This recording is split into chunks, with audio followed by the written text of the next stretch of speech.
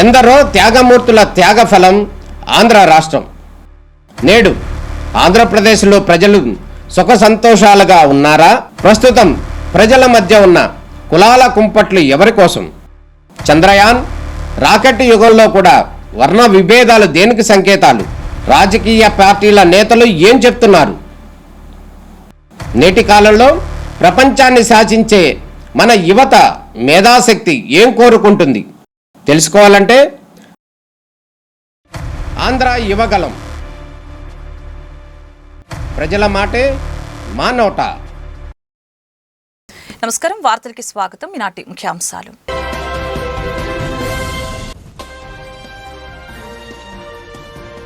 వికసిత్ భారత్ స్ఫూర్తితో wealthy, healthy, happy Swarnandhra సాకారానికి పునాది పడేలాగా జూన్ 21 వరకు రాష్ట్ర వ్యాప్తంగా యోగాంధ్ర కార్యక్రమాలు జరుగుతాయని కలెక్టర్ లక్ష్మీషా వెల్లడి. ప్రతి ఒక్కరూ ఎన్టీఆర్ జిల్లాని యోగాంధ్రలో నెంబర్ 1 గా నిలిపేందుకు కృషి చేద్దామని పిలుపు.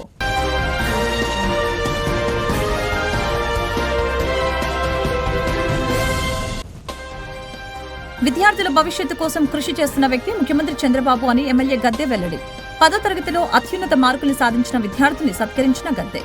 విద్యార్థుల భవిష్యత్తుకి పునాది వేస్తున్న ఆంధ్ర మోటార్ మర్చెంట్స్ అసోసియేషన్ ని అభినందించిన గద్దె. వికసిత్ భారత్ స్ఫూర్తితో వెల్తీ, హెల్తీ, హ్యాపీ స్వర్ణాంధ్ర సాకారానికి పునాది పడేలాగా యోగాంధ్ర మాసోత్సవాలని ఈ నెల 21న రాష్ట్ర ప్రభుత్వం ప్రారంభించిందని, ప్రతి ఒక్కరు కూడా ఎన్టీఆర్ జిల్లాని యోగాంధ్రలో నెంబర్ 1 గా నిలిపేందుకు కృషి చేద్దామని కలెక్టర్ డాక్టర్ జి లక్ష్మీషా పిలుపునిచ్చారు. నగరంలోని గాంధీ హిల్ వద్ద జరిగిన యోగాంధ్రలో జిల్లా కలెక్టర్ లక్ష్మీషా పాల్గొన్నారు. ఈ సందర్భంగా ఆయన మాట్లాడుతూ మే 21 నుంచి జూన్ 21 వరకు రాష్ట్ర వ్యాప్తంగా యోగాంధ్ర కార్యక్రమాలు జరుగుతున్నాయని, కనీసం 2 కోట్ల మందికి యోగాను నేర్పే లక్ష్యంతో వీటిని నిర్వహించడం జరుగుతుందని తెలియజేశారు. విద్యార్థుల భవిష్యత్తు కోసం కృషి చేస్తున్న వ్యక్తి ముఖ్యమంత్రి చంద్రబాబు నాయుడుని ఎమ్మెల్యే గద్దె తెలిపారు. ఆనాడు ప్రభుత్వ పాఠశాలల్ని దత్తత తీసుకుని ముఖ్యమంత్రి సూచించిన విధంగా కొన్ని అసోసియేషన్ సంస్థలు ప్రభుత్వ పాఠశాలల్ని దత్తత తీసుకుని విద్యార్థుల భవిష్యత్తుకి పునాది వేస్తున్నారని ఆయన అన్నారు. దానికి కొత్త కళ, ఆ స్కూల్కి స్ట్రెంగ్త్ దగ్గర 300-400 నుంచి 1200 దాకా పెరగటం, వీటన్నిటికి కూడా ప్రధానమైన కారణం అమ్మ అసోసియేషన్ వారు ఈ స్కూల్ను దత్తత తీసుకున్న తర్వాతే దీని దశ మారిందని చెప్పి నేను అనుకుంటాను. ఆ రోజు నారా చంద్రబాబు నాయుడు గారు విద్యార్థుల భవిష్యత్తు, వారిని తీర్చిదిద్దడం అమూల్యమైన కార్యక్రమం. యువతను తీర్చిదిద్దితే అది మన దేశానికి, రాష్ట్రానికి సంపదగా అవుద్దని చెప్పి ఆలోచన చేసి అవకాశం ఉన్నవాళ్ళు ఒక్కొక్క స్కూల్ను దత్తత తీసుకుని ఆ స్కూల్కి కావాల్సిన మౌలిక సదుపాయాలు ఏర్పాటు చేసి మంచి పిల్లలుగా తీర్చిదిద్దాలని చెప్పి ఒక పిలుపిస్తే, ఆ పిలుపుకి మొట్టమొదటిగా స్పందించిన అసోసియేషన్ ఏదైనా ఉందంటే అమ్మ అసోసియేషన్. వాళ్ళు స్పందించడమే కాదు, ఆ రోజున నా అదృష్టం, ఆ రోజున కూడా నేను ఎమ్మెల్యేగా ఉన్నాను.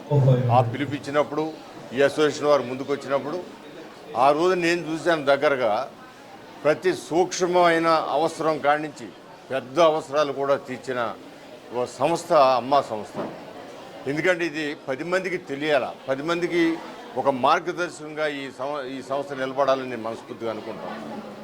ఒక స్కూల్ని దత్తత తీసుకోవడం అంటే ఏదేదో పై కార్యక్రమాలు కాకుండా మంచి టాయిలెట్స్ నిర్మాణం చేయటం, అక్కడ వంటశాల నిర్మాణం చేయటం, రూములకి అవకాశం తీసుకురావటం, ప్రభుత్వంని రిక్వెస్ట్ చేసి లేదా కలెక్టర్ గారిని రిక్వెస్ట్ చేసి అవసరాలు తీర్చడమే కాకుండా లోన బల్లలు ఏర్పాటు చేసే దాంట్లో కానీ, టేబుల్స్ ఏర్పాటు చేసే దాంట్లో కానీ, మహిళా టీచర్లకున్న ఇబ్బందుల నుంచి వారికి అవసరాలను సమకూర్చడంలో కానీ అన్నీ కూడా ఒక వేదికను సమకూర్చడం, అన్నీ కూడా చక్కగా సమకూర్చి స్కూల్కి ఇవాళ 1200 మంది స్ట్రెంగ్త్ వచ్చింది అంటే అది ఎంత గొప్పగా తీర్చిదిద్దబడిందో మనందరికీ అర్థమవుతుంది.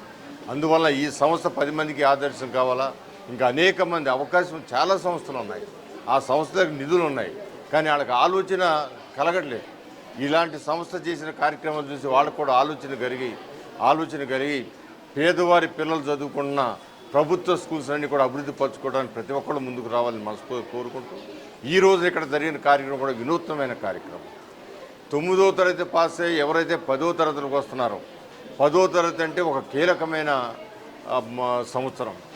ఆ పిల్లలకి లెక్కల్లో ఎలాంటి భయాందోళన లేకుండా లెలిన్ గారు అనే ఒక ఉన్నతమైన లెక్చరర్ గారి చేత వాళ్ళకి నెలపాటు కోచింగ్ ఇప్పించి ఇవాళ మండుటెండలో స్కూళ్ళని క్లోజ్ చేస్తాం, ఒంటిపూట పళ్ళు పెడతాం, వాళ్ళందరూ ఇంటికాడ రెస్ట్ తీసుకోవాలనుకుంటాం. కానీ ఇలాంటి పరిస్థితుల్లో కూడా పిల్లలందరినీ కూడా ఇక్కడ ఒక చోటకి చేర్చి ఈ స్కూల్లో వాళ్ళందరికీ లెక్కల్లో పరిపూర్ణమైన విజ్ఞానాన్ని, బేసిక్ పాయింట్స్ తెలిపే విధంగా నెల రోజుల పాటు ఈ యొక్క కోచింగ్ సెంటర్ను కూడా ఏర్పాటు చేసిన అమ్మవారే. దానికి లెనిన్ మాస్టర్ గారు ముందుకు వచ్చి మరి ఏమీ ఆశించకుండా ఈ పిల్లలకి విద్యాదానం చేయటమే నా జయం అనే కాన్సెప్ట్తో ఆయన ముందుకు వచ్చి వాళ్ళకి చెప్పినందుకు లెనిన్ గారికి కూడా మీ ద్వారా మనస్ఫూర్తిగా వారికి పాదాభివందనాలు తెలియజేస్తున్నాను. మరి పిల్లల్లో కూడా ఎంతో హుషారుగా ఉన్నారు.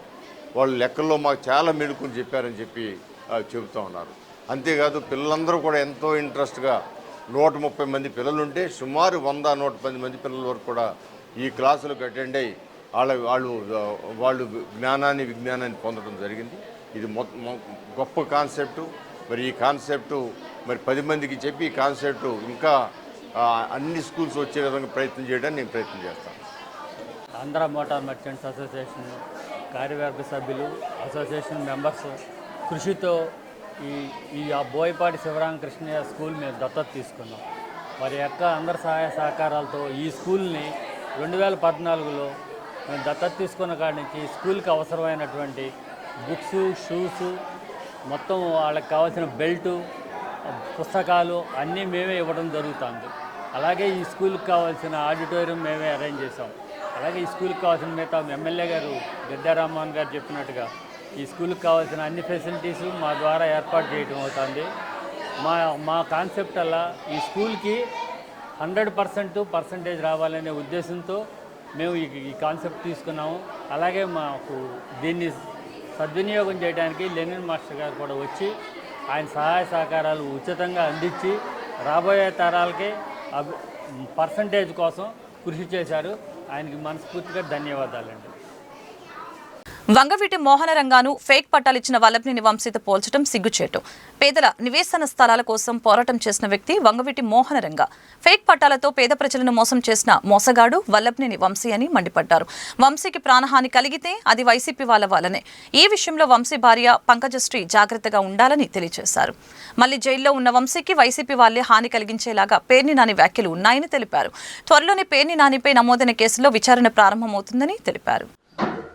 బియ్యం దొంగ పేర్ని నాని గారు మొన్న విజయవాడలో మీడియా మిత్రులతో మాట్లాడుతూ కొన్ని వ్యాఖ్యలు చేశారు. వంశీ గారికి గనక ఏదైనా కనుక హాని ప్రభుత్వం ద్వారా జరిపితే రాష్ట్రం అల్లకల్లోలం అయిపోద్దని చెప్పేసి చెప్తున్నారు. దీన్ని బట్టి వినేవాళ్ళకి కానీ మాకు కానీ ఏమర్థం అవుతుందంటే వంశీ గారికి ఏదైనా సరే హాని వైసీపీ వాళ్ళే తలపెట్టి దాని ప్రకారం ఇక్కడ అల్లర్లు చేయాలనే తలంపులో ఉన్నట్లుగా అర్థమవుతుంది. వాళ్ళ గత చరిత్రలు చూసుకున్నట్టయితే పోయిన ఎన్నికలకు ముందు వాళ్ళ బాబాయిని చంపేసేసి ఏ రకంగా సానుభూతి పొంది ఓట్లు పొందారో వాళ్ళకి ఆ చరిత్ర ఉంది. రాజశేఖర రెడ్డి గారు హెలికాప్టర్ ప్రమాదంలో చనిపోతే ఏ రకంగా సంతకాల శాఖను ముఖ్యంగా మంత్రి కోసం చేశారో ఆ చరిత్ర ఉంది. సేమ్ అదే ప్రకారం ఇప్పుడు మళ్ళీ తిరిగి ఇలాంటి ప్లాన్లు చేస్తున్నట్టుగా అక్కడ అర్థమవుతుంది. వంశీ గారికి వీళ్ళే హాని తలపెట్టి ఆ వంకతో ఇక్కడ అల్లర్లు చేయలేటువంటి పన్నాగం జరుగుతామని చెప్పేసి గమనించుకోవాల్సిందిగా వంశీ గారి భార్యకి విన్నవిస్తున్నాం మేము. ఆవిడ మా ఆడబిడ్డగా అమ్మ నువ్వు జాగ్రత్త పడమ్మా, వీళ్ళు ఏదైనా సరే ప్లాన్లు చేసి ఆయనకి ఏదైనా ఇబ్బంది తలపెడతారా అని చెప్పేసి ముందుగా ఆవిడికి తెలియజెప్పాలని చెప్పేసి మీడియా మిత్రుల ద్వారా తెలియజేయాలని చెప్పి కోరుకుంటున్నాం. అలాగే బియ్యం దొంగ పేర్ని నాని మాట్లాడుతూ వంగవీటి మోహన్ రంగా గారితో వంశీ గారిని పోల్చాడు. మరి పేదల యొక్క ఇళ్ల పట్టాల కోసం పోరాటం చేసినటువంటి వంగవీటి మోహన్ రంగా గారితో దొంగ పట్టాలు పంచినటువంటి వంశీతో దొంగ పట్టాలు తయారు చేయించినటువంటి నాని మాట్లాడటం అనేది విడ్డూరంగా ఉంది. దీన్ని బట్టి చూస్తే ఏమర్థం అవుతుందంటే దొంగని అరిచినట్టుగా ఉంది తప్ప వేరే ఏం కాదు. ఈ పట్టాలు ఇవ్వటంలో కానీ పంచడంలో కానీ నిష్ణాతులైనటువంటి 2 వ్యక్తులు ఇదంతా కూడా చేసింది.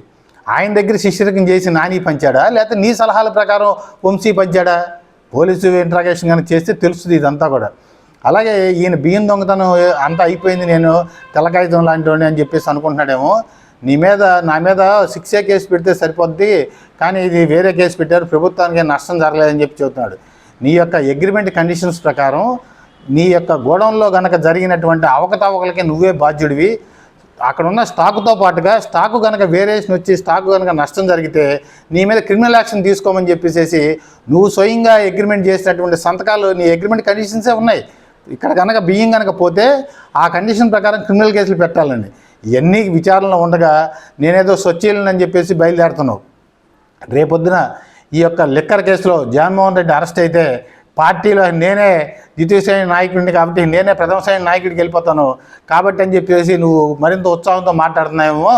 కాబట్టి కాస్త తగ్గి మాట్లాడయ్యా. నీ అన్నీ కూడా ఇక్కడే ఉన్నాయి. నీ దొంగ పట్టాల కేసులు కానీ ఎయ్యి కూడా ఇక్కడ సమస్య పోలేదు. అన్నీ విచారణలు జరుగుతున్నాయి. చూసుకుని మాట్లాడితే పవన్ కళ్యాణ్ గారి గురించి అవాకు చవాకులు మాట్లాడుతున్నావు. ఆయన గురించి అవాకులు చవాకులు మాట్లాడబట్టే నువ్వు ఇంత ఘోరంగా ఓడిపోయావు. అది మర్చిపోయి మళ్ళీ నిన్న మొన్న ఓ పెయిడ్ ఛానల్లో చెప్పించుకున్నావు కాపులకి నాయకుడిని అని చెప్పేసి. మేమంతా బాధపడుతున్నాం, మా కాపు కులంలో ఇలాంటి వాడు ఎందుకు పుట్టాడరా బాబు అని చెప్పేసి. కాబట్టి ఇకనైనా సరే మీరు మీ స్థాయి తెలుసుకుని మాట్లాడుకుంటే మంచిది. అంతే మంచి ఇక్కడ ఊళ్ళో మానేసేసి నువ్వు వెళ్ళిపోయి రాష్ట్ర స్థాయి నాయకుడిని నీకు అనుకుంటా మాట్లాడుకుంటున్నావేమో. నువ్వు బందరు వస్తే నీ చరిత్ర అంతా కూడా ఇక్కడ రెడీగా ఉన్నాయి. కొద్దిగా టైం పడుతుంది. పోలీసులు ఖాళీ లేకపోవడం వల్ల, విచారణలు ఎక్కువ కేసులు ఉండటం వల్ల నువ్వు ఇదయ్యో తప్ప ఎప్పటికీ కూడా నువ్వేం తప్పించుకోలేవు. నువ్వు చేసిన అన్నీ కూడా నిదానంగా అయినా సరే బయటకు వస్తాయి. అది గమనించుకుని మాట్లాడండి మీరు. సరస్వతి పుష్కరాలు కాళేశ్వరంలో Renova DDH cancer centre cancer awareness కోసం ప్లాస్టిక్ నివారణకి జూట్ బ్యాగులు డిస్ట్రిబ్యూషన్ చేయడం జరిగింది. ఈ కార్యక్రమంలో పుష్కరాల EO and Jeevanadi foundation team participate చేశారు.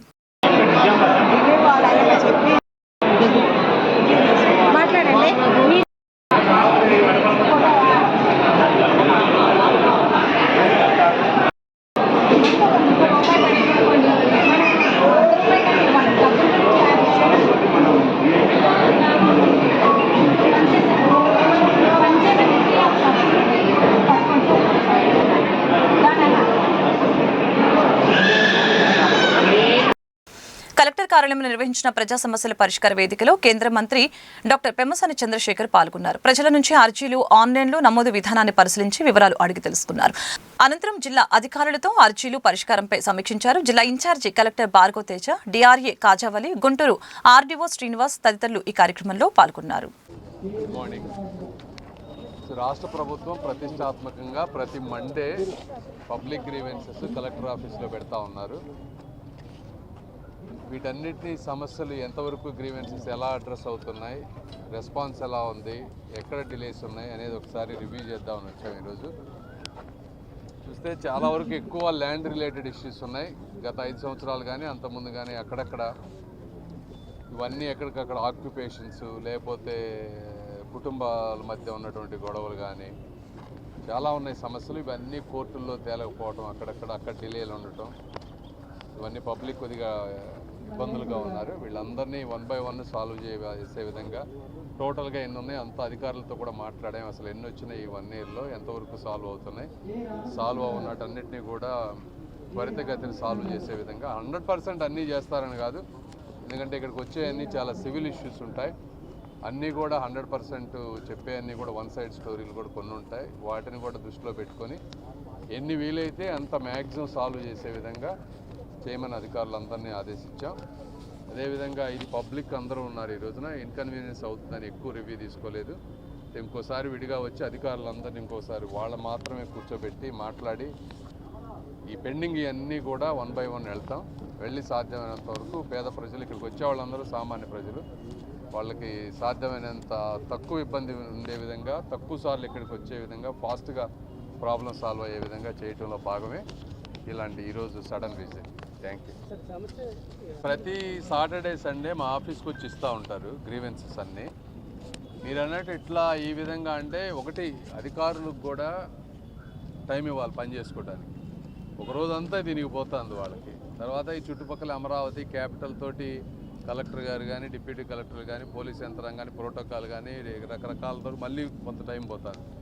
మళ్ళీ ఇంకోటి పెట్టేసి టైం అంతా వేస్ట్ చేయకుండా సాధ్యమైనంత వరకు మన సమస్యలు తెలుసుకోవాలంటే చాలా మార్గాలు ఉన్నాయి. వీటిలో నుంచి చాలా తెలుసుకొని కేంద్రానికి సంబంధించిన విషయాలన్నీ అవి పెద్ద విషయాలు, అవి పెద్ద నాకు తెలియనే కాదు, అవి డిఫరెంట్గా హ్యాండిల్ చేస్తాం.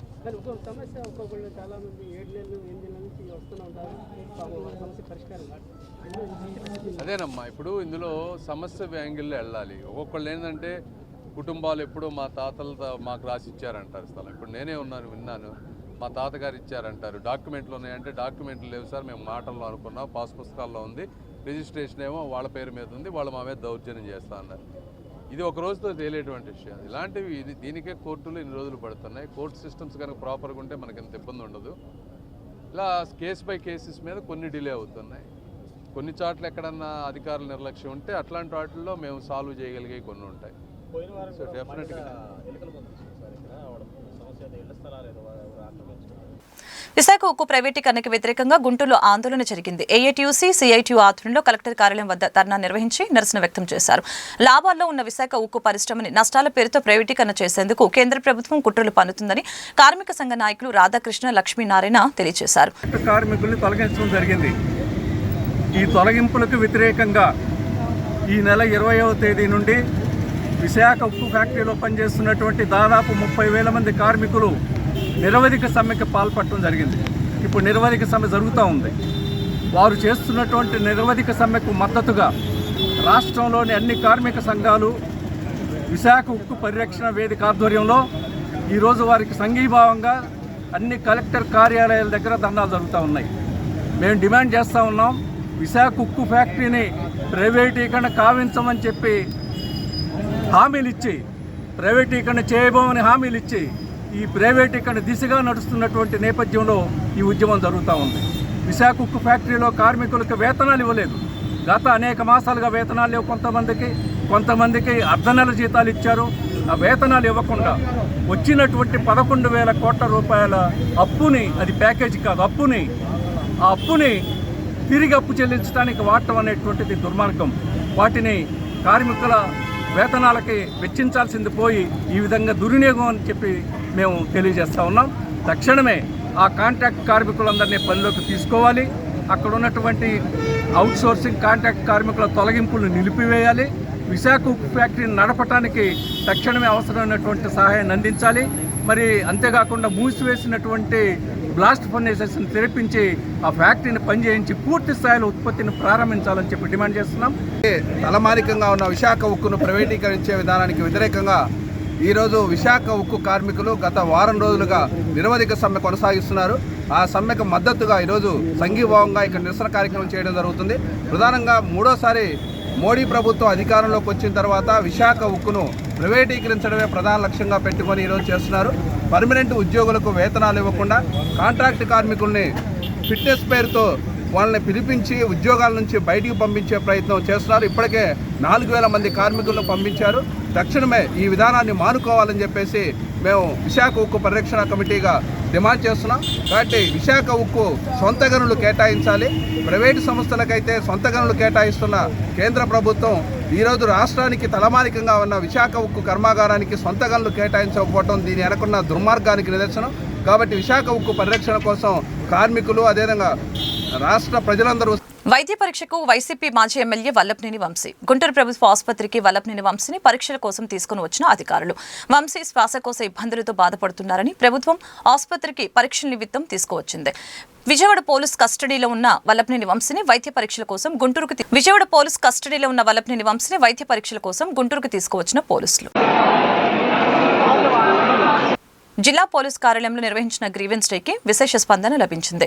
ఈ మేరకు జిల్లా ఎస్పీ సతీష్ కుమార్ బాధితుల వద్ద నుంచి వినతులను స్వీకరించారు. ఇందులో వ్యక్తిగత, కుటుంబ, ఆస్తి వివాదాలు, ఆర్థిక పరమైన లావాదేవీలు, మహిళల రక్షణ కోరుతూ అధికంగా ఫిర్యాదులు అందాయి. బాధితుల నుంచి వినతులను స్వీకరించిన ఎస్పీ తక్షణమే పరిష్కారం చేయాలని సంబంధిత పోలీస్ స్టేషన్లకు ఆదేశాలు జారీ చేశారు. అదేవిధంగా గ్రీవెన్స్ లో ఫిర్యాదులను చేసిన బాధితులు వారి సమస్యల్ని మీడియాకు కూడా వివరించారు.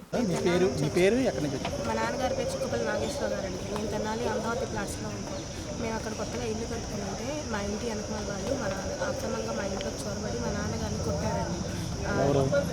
ఇంటి వెనకమాల ఉండేవాళ్ళు మాకు చుట్టాలు కానీ ఏం అవ్వరండి.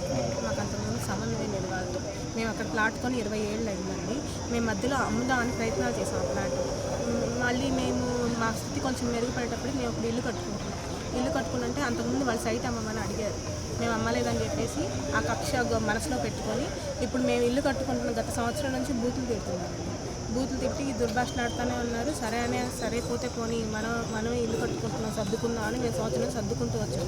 ఇక మొన్న మే 11వ తారీఖున మా ఇంటి మీదకి వచ్చేసేసి 7గురు కలిసి మా నాన్నగారికి రక్తం వచ్చేటట్టు కొట్టారు. మా ఇంటి పైన 2వ అంతస్తు పైన కింద నుంచి తోయబోయారు, పైనుంచి. దానికి గోడ కూడా లేదు, అట్లీస్ట్ దానికి కాంపౌండ్ వాళ్ళు కొత్తగా వేసారు స్లాప్ అండి. 3 రోజులు అయింది. కేసు పెట్టామండి తెనాల్లో పోలీస్ స్టేషన్కి, అదే గవర్నమెంట్ హాస్పిటల్కి వెళ్ళేసి ఉండైంది కదండి. ఉండైతే వాళ్ళు రాసిచ్చారు, కేసు పెడితే ఇప్పుడు ఏమైందంటే 3 టౌన్ పోలీస్ స్టేషన్ వాళ్ళు కౌంటర్ కేసు పెట్టించి మా మీద అటెంప్ట్ టు మర్డర్ కేసుని, ఇదేమో అటెంప్ట్ టు మర్డర్ కేసు అండి. మా నాన్న ఇదిగోండి గొంతు తీసుకుపోయారు. ఇది అటెంప్ట్ టు మర్డర్ కేసుని కౌంటర్ కేసు పెట్టించేసి వాళ్ళ చేత వాళ్ళే ఇద్దరు కొట్టుకున్నారు అని చెప్పేసి కేసు నీరు గార్చే ప్రయత్నం చేస్తున్నారు. బంధువులు కాదండి, మేము కమ్మారు అండి, వాళ్ళు బ్రాహ్మిన్స్ అండి, అసలు మాకు సంబంధమే లేదు. సైట్ అమ్మలేదని కక్ష సాధింపు చర్యలు. ఇప్పుడు మేము అట్లీస్ట్ ఇళ్ళన్నా వాళ్ళది కంబైన్డ్ ఫ్యామిలీ అండి, 4 కొడుకులు ఉంటారు. ఇక ఇద్దరు అక్కడ ఉండి ఇద్దరు మా ఇంట్లో ఉండొచ్చు అన్నట్టుగా అడిగారు. ఇప్పుడు మేము అమ్మలేదన్న కారణంతో అట్లా మా మీద కక్ష సాధింపు చర్యలు చేస్తున్నాం. సిఐ వాళ్ళకి సపోర్ట్ చేస్తాం. వీడియో వాళ్ళ బిహేవియర్ కానీ అంటే ప్రాపర్టీ అనేది కొంచెం రీమోడలింగ్ చేయించుకుందామని వెళ్ళామండి. అప్పటి వరకు ఇష్యూస్ ఉన్న విషయం అనేది తెలియదు. బట్ నేనేంటంటే కొబ్బరికాయ స్టార్ట్ చేయాలని చెప్పేసి వెళ్ళాము. వెళ్తే వెంటనే సడన్గా వీళ్ళు వచ్చేసారు, హౌస్ ఓనర్స్. తను భార్య వచ్చింది, ఏసోబ వాళ్ళ భార్య అనమాట. వచ్చి మీరు ఎలా చేస్తారు ఏంటి, ఇది మాది అని చెప్పేసి అడ్డం తిరిగితే మేము అలా ఎలా అంటే మేము ప్రాపర్టీ తీసుకున్నాం కదా, డాక్యుమెంట్స్ కూడా తీసుకున్నారు, మీరు ఇప్పుడు 10 months నుంచి ఏం మాట్లాడలేదు, ఇప్పుడు వచ్చి ఎలా మీరు రెస్పాండ్ అవుతారని చెప్పేసి మేము అడిగాము. ఈలోపు ఏసోబ్ అన్న లాయర్ వచ్చేసి ఆవిడని పక్కకు తీసుకెళ్ళి ఒక 10 minutes మాట్లాడి వచ్చాక మీరు తాళాలు పగలగొట్టండి, ఎవరు వస్తారో నేను చూస్తాను, ఎవడొస్తాడో ఎవడవుతాడో చూస్తా అని చెప్పేసి ఆయన ప్రోద్బలంతో వీళ్ళు తాళాలు పగలగొట్టారు. అడ్డం వెళ్ళినందుకు మా మరదల్ని నన్ను ఇద్దరిని నెట్టేశారండి. దానికి సంబంధించిన వీడియో కూడా ఉంది, మీకు మేము ప్రొడ్యూస్ చేసాము. ఇంకోటి ఏంటంటే వాళ్ళు అసభ్యంగా మాట్లాడుతున్నారు, ప్లస్ మమ్మల్ని అసలు అక్కడికి ఎంటర్ కూడా అవ్వనివ్వటం లేదు.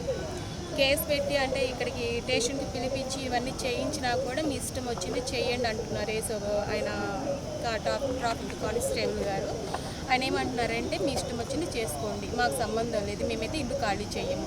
వీళ్ళు అంటే అది గోల్డ్ లోన్ కానివ్వండి అప్పు చేసి తీసుకున్నారు. ఇప్పుడు ప్రాపర్టీ రావటం లేదు, అటు అమౌంట్ రావటం లేదు. వీళ్ళ మిస్సెస్ ఏంటంటే బాగా డిప్రెషన్లోకి వెళ్ళింది. మొన్న చెప్పాలంటే నిన్నే హాస్పిటల్ నుంచి తీసుకొచ్చామన్నమాట. బాగా డిప్రెషన్లోకి వెళ్ళిపోయింది తను. వీళ్ళది చిన్న చిత్క ఉద్యోగాలండి, పెద్ద ఇదేం కాదు. ఇటు 2 పిల్లల్ని చూసుకోవాలి, రెంట్స్ కట్టుకోవాలి, ఇటు లోన్ తీర్చుకోవాలి. బాగా డిప్రెషన్కి వెళ్ళిపోయారు ఇద్దరు. ఈ వీళ్ళ వల్ల కానీ ఏదైనా సమస్య వాళ్ళకి ఏదైనా అయిందంటే మాత్రం అసలు ఊరుకోమండి, ఇది ఎంత దూరమైనా వెళ్తుంది. ప్లీజ్ ఇప్పటికైనా రెస్పాండ్ అయ్యి మాకు ఏదైనా న్యాయం చేయండి. ఎస్పీ గారు అయితే మాకు బాగా సపోర్ట్ చేశారు. సిఏ గారు చెప్పారు అలేఖ్య తమ్ముడు అవుతారు. అసలైతే స్టేషన్ చుట్టూ తిరుగుతున్నాము, ఎటువంటి న్యాయం అయితే లేదు. మీది లోకలేనా ఇక్కడేనా? తమ్ముడు అవును, లేదు తను హైదరాబాద్ ఉంటుంది.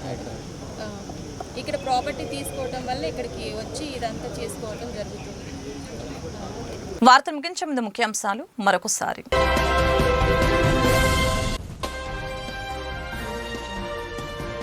వికసిత్ భారత్ స్ఫూర్తితో వెల్తీ, హెల్తీ, హ్యాపీ స్వర్ణాంధ్ర సాకారానికి పునాది పడేలాగా జూన్ 21 వరకు రాష్ట్ర వ్యాప్తంగా యోగాంధ్ర కార్యక్రమాలు జరుగుతాయని కలెక్టర్ లక్ష్మీషా వెల్లడి.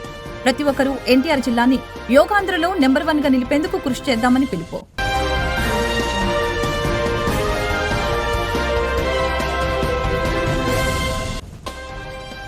విద్యార్థుల భవిష్యత్తు కోసం కృషి చేస్తున్న వ్యక్తి ముఖ్యమంత్రి చంద్రబాబు అని ఎమ్మెల్యే గద్దె వెల్లడి. 10వ తరగతిలో అత్యున్నత మార్కులు సాధించిన విద్యార్థిని సత్కరించిన గద్దె. విద్యార్థుల భవిష్యత్తుకి పునాది వేస్తున్న ఆంధ్ర మోటార్ మర్చెంట్స్ అసోసియేషన్ ని అభినందించిన గద్దె. ఈ వార్తలు ఇంతటితో సమాప్తం. మరొక బులెటిన్లో మళ్ళీ కలుద్దాం. నమస్కారం.